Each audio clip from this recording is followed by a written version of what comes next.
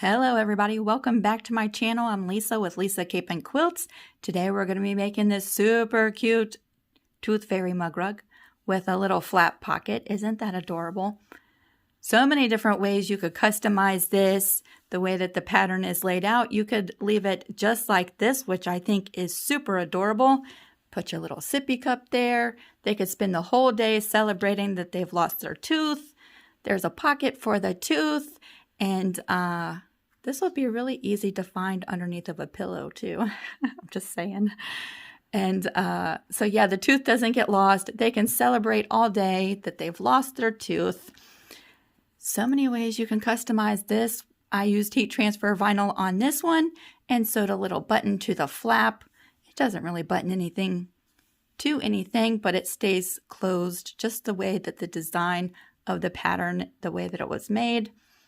We're going to walk step by step on how to make this mug rug, and if you would like the pattern for this, there is a link down in the description box below. The very first thing we're going to do to start this project is gather the different fabrics you want to use for your mug rug. Open them up, give them a press, and then I want you to cut out all of the pieces in the section on the first page that says, here's what you need. There's just a few pieces that make up this mug rug, and so we're just going to go ahead and get those ready. I have cut all of my pieces for my mug rug, and we're ready to move on to step number 2. So for this step, we're going to go ahead and create the tooth applique. You'll notice you have one page of templates. I was able to fit both tooth templates on one page. One is mirror image for fusible applique like heat and bond. And the other one is a right side up image of the tooth. They're slightly different when you mirror image them. The right side up template is for freezer applique. If you are completely new to applique and this is your first project doing something like this, check out my channel because I have tutorials showing you how to do both different methods of applique. And there is an SVG cutting file that makes cutting applique super simple if you have a cutting machine. So that file is available with this pattern as well. So depending on which type of method you plan on doing your applique with is going to be which template you use. I will be using Heat and Bond Light for this project. So I have my Heat and Bond Light. I'm going to be using the mirror image template. I will trace that with a marker and then fuse that onto the back side of my tooth fabric and cut out the tooth, and we'll be right back. Coming back from the iron, I have fused my tooth to the back side of my tooth fabric, and now we're just ready to cut out our design.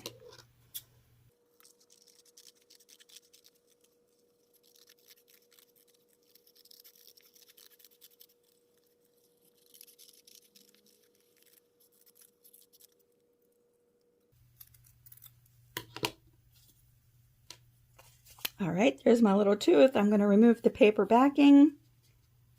You'll see the fusible stays right on the fabric. We're going to center that right onto the larger background piece. And I'll bring this over to the iron and fuse it. Make sure to follow the instructions for whatever type of fusible you're using. And we'll be right back. So I just came back from the iron. I fused my tooth to the background fabric. Now you have a couple of choices at this point. You can stitch down the tooth at this point if you want to. I do recommend if you stitch down your tooth now that you use some kind of stabilizer underneath of your background fabric. And that's just going to help prevent any puckering or wonkiness with your stitches. It just really helps everything stay nice and flat with your applique. You can use a cutaway stabilizer if you want. You can use a tearaway stabilizer if you want. Both of them work really well, especially if you're using like a denser zigzag stitch or a satin stitch. You can also use phone book pages or coffee filters. If you use these, I recommend doing a couple of layers, and that's just going to give you a lot more support for the denser stitches. So you can stitch down your tooth now, or you can do what I like to do, it saves time and it looks really great, is wait to stitch down your tooth until your mug rug is all put together and you create your layers, and then when you're stitching down your tooth, you're also quilting your mug rug at the same time. And you can use a variety of stitches. You could use a straight stitch, a blanket stitch, a zigzag stitch, a satin stitch, any of the decorative stitches in your sewing machine you can use. It's all depending on the look that you're going for. But I'm going to wait to stitch down my tooth until I do my quilting. Now we're ready to move to step number 3, and we're going to create our pocket. So you'll see here, these 3 pieces are going to be the pieces that make up my mug rug top. I have my bigger background fabric with the tooth already fused in place, and I have my 2 side panels cut and ready. For the pocket, we're going to be working on this lower background panel, so we're just going to move that right here. Then I have my pocket fabrics cut and ready to go. The first step we're going to do is to take the taller one, and we're going to fold that right in half with the pretty side facing out. Matching up the raw edges just like this. We're going to bring this over to the iron and give that a quick press, nice and flat, and we're going to do a top stitch near the folded edge, not the raw edge. Near the folded edge, we're just going to do a top stitch, straight stitch right across from one side to the other. So here's my pocket fabric, pressed nice and flat. We're just doing a straight stitch near the folded edge. Just like this.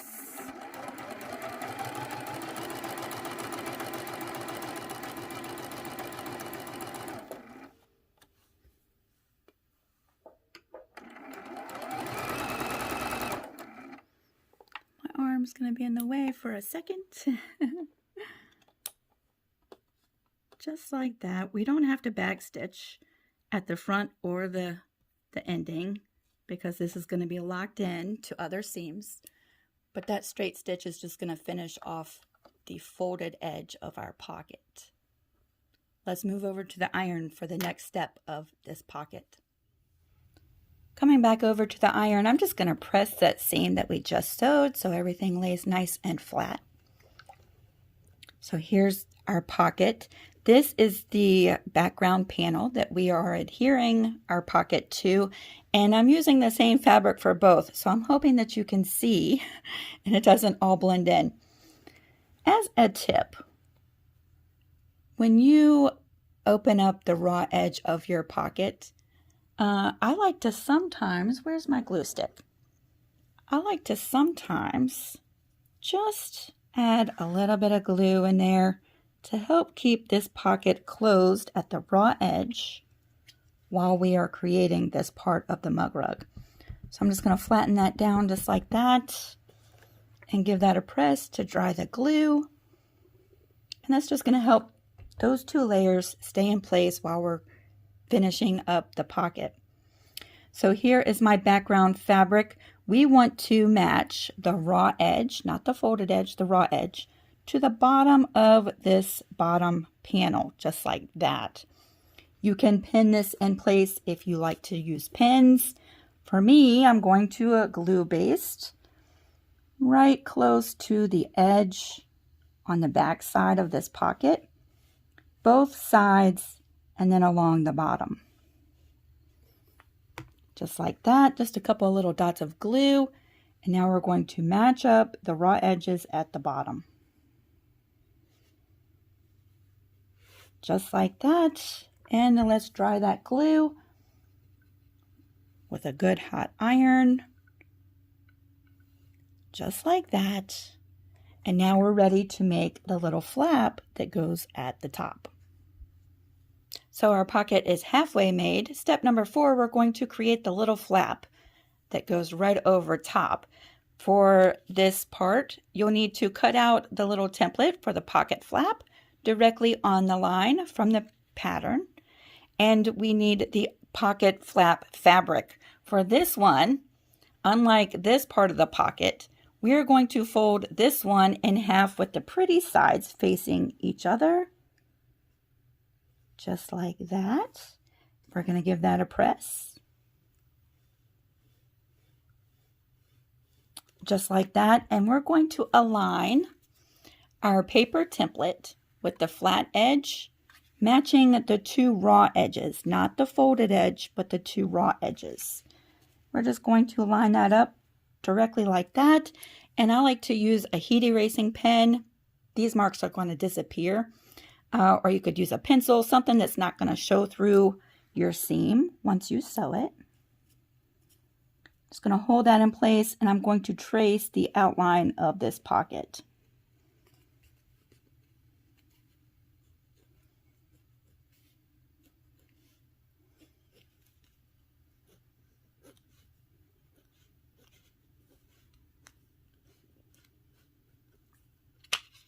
So there's the outline of my pocket. And now I'm going to take a pin and just pin these layers in place.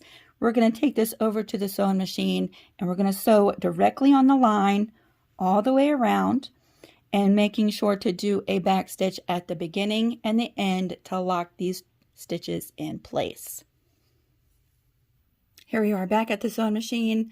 I've pinned my fabric layers in place so these pieces don't shift while I'm sewing. Another tip that I wanted to share with you is when you're doing curved straight lines with your sewing machine, you might want to lower your stitch length just a little bit, and that helps you get really nice curves. And I just thought I'd pass that along. We're going to go ahead and start on one side. Remember to do your back stitch at the beginning and the end.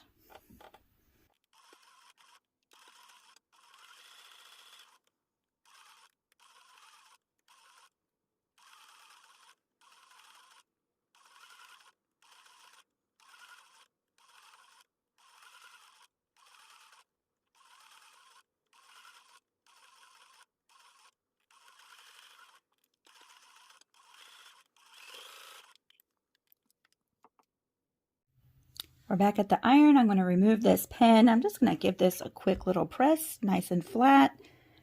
There goes my little line where I traced my template. And now we're going to cut away all of this extra fabric, really close to that stitch, making sure not to cut into the stitch we just did, but giving ourselves a little small fabric seam allowance around the shape of our pocket flap.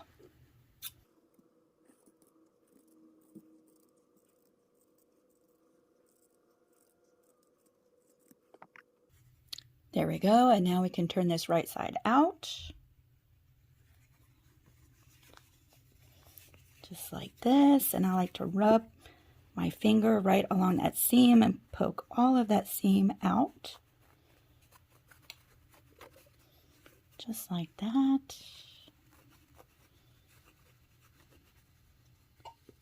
We'll flatten it all out, just poking that seam out along that curve.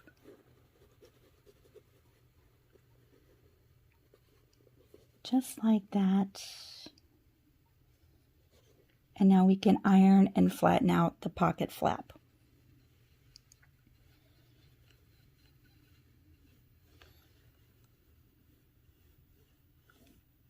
So there's the flap for our pocket, just like we did with this larger section, because there's 2 layers of fabric there. I like to just secure these 2 layers together and take my glue stick. Just add a little bit of glue in there just to keep those 2 layers together. You don't have to do that. It's just something that helps me. There we go. Now we're going to bring back our pocket. Again, you can use pins if you prefer. I'm a huge glue baster. Here's the flap. Here is the first section of the pocket we created. You can just see that background fabric right above the pocket. There's the pocket. We're going to align the raw edge of our pocket flap to the top of this background fabric. And I'm just going to do that with some little dots of glue. Little dots of glue. Not a lot, just enough to pin that right in place. We're going to center this flap right in the middle of this background, and you should have about 1/4 of an inch gap on both sides of this flap. This will be in our seam allowance on the left side when we join this side to our mug rug, and the binding will actually come over and hide this small gap. So try to make sure that it's centered in there pretty well. And now I'm going to dry the glue.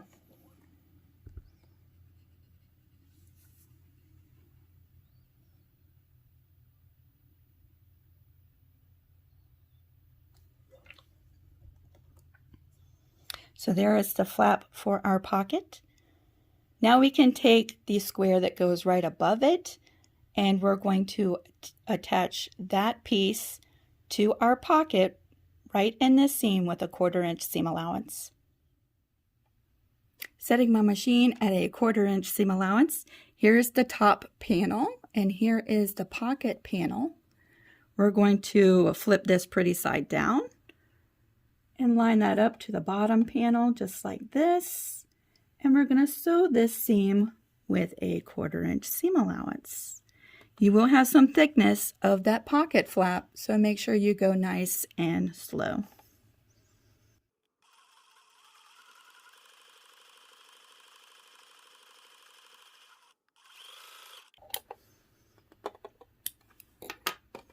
So now these two panels are joined. I'm going to take this over and give this a press, and then we're ready to attach the larger section of the mug rug with the tooth.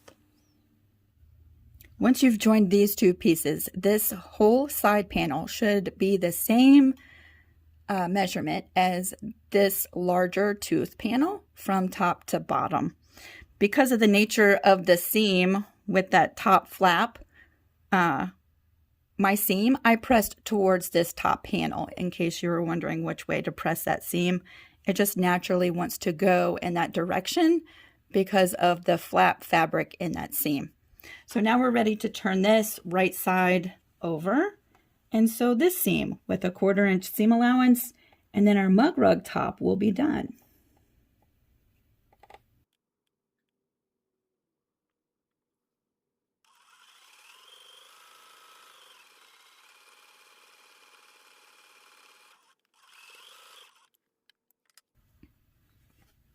Now I'm going to go press this seam, and naturally, because of the thickness of the pocket, this seam wants to also go towards the larger panel, so that's the way I'm going to press that seam nice and flat. I will layer my mug rug and we'll be right back. Now that our mug rug top is assembled, we're ready to create our mug rug layers. I have my batting cut to size, and I have my backing fabric cut to size.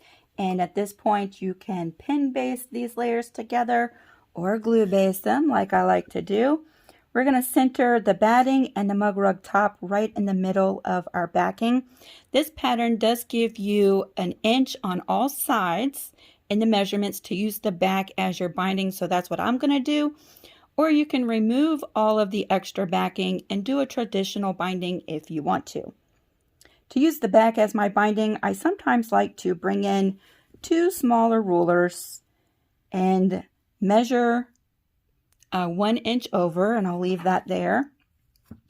And then with my other ruler, I'll put this on 1 inch, and that helps me line up my mug rug and my batting directly in the middle. That's just something I like to do versus eyeballing it. So now I just line up the edges of my mug rug to these 2 rulers, and that ensures me that I have an even inch all the way around. Now I'm going to glue baste my layers and dry that glue with a good hot iron. Again, I always feel like I have to say you can use pins. Not everybody likes to glue baste their projects. Just flatten that out like that.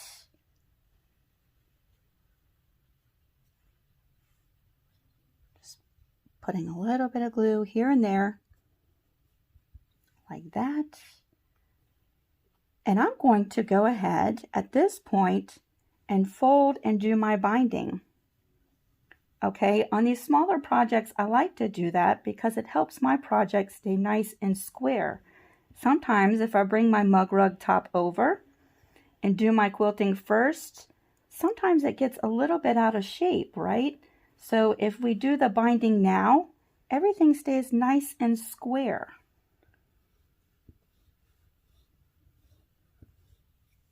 So that's what I'm going to do. I'm going to go ahead and fold this binding over and get that ready. It'll look finished, but it's not finished yet. If you've never seen how I do the binding using the back, I'm going to link a video to that tutorial in the description box. Coming back to the sewing machine for the last time today, we're going to go ahead and stitch down this binding. I've turned it all over to the front. It is glue basted in place, and now I'm just doing a straight stitch just inside that binding all the way around. And I like to do this first just to secure all the layers. Then I'm going to stitch in the ditch between my two panel pieces, just like this. And basically you can quilt this mug rug any which way you like. On this one I just did simple straight line quilting, stitch in the ditch between the 3 panel pieces. For the applique on this mug rug, I'm going to use a smaller little blanket stitch and go all the way around the tooth. I am fast forwarding this part of the video because while I certainly want to bring you along so that you can see what I do, I was at the machine for a good little bit because I take my time and really go around these curves nice and neat, and I just turn on some music and enjoy the time at the sewing machine. Again, you can use any kind of stitch you want to do the applique. On the other mug rug, I just did a simple straight stitch using my free motion foot. A zigzag stitch or a satin stitch would look amazing as well. And if you've waited like me to stitch down the tooth until this part, you don't need the extra stabilizer underneath of everything. All of the layers of the mug rug really help add some stability to the process.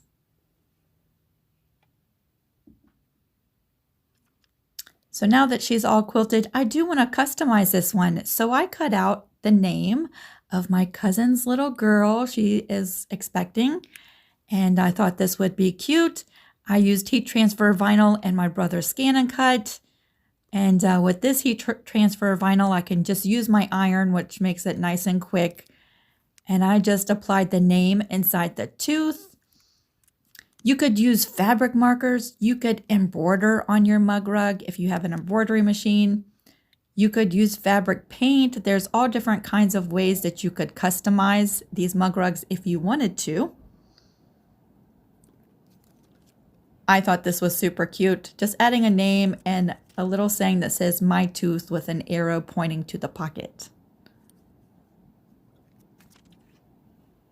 So one other way that you could customize these mug rugs is by adding a closure. The pocket stays closed all on its own, but I thought it would be cute just to add an accent button. It doesn't really serve a purpose.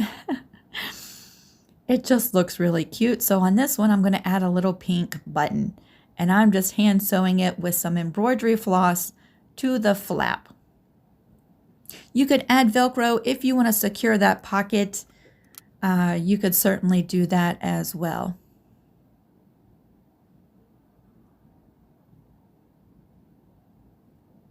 I'm just going through the button about 2 or 3 times and then tying a knot on the back side of that flap. Just like that. Isn't that so cute? There's the pocket. The tooth won't get lost. If you put a little treat for the tooth, that won't get lost during the middle of the night. Everything stays in the little pocket. So I hope you've enjoyed these instructions. As always, if you have any questions, feel free to leave them down in the comment section. I'd love to help. And if you make this mug rug, I'd love to see it. You can add pictures to the Creative Crew group. There will be a link for that Facebook group down in the description box as well. And until I see you next time, have fun creating. Bye, everybody.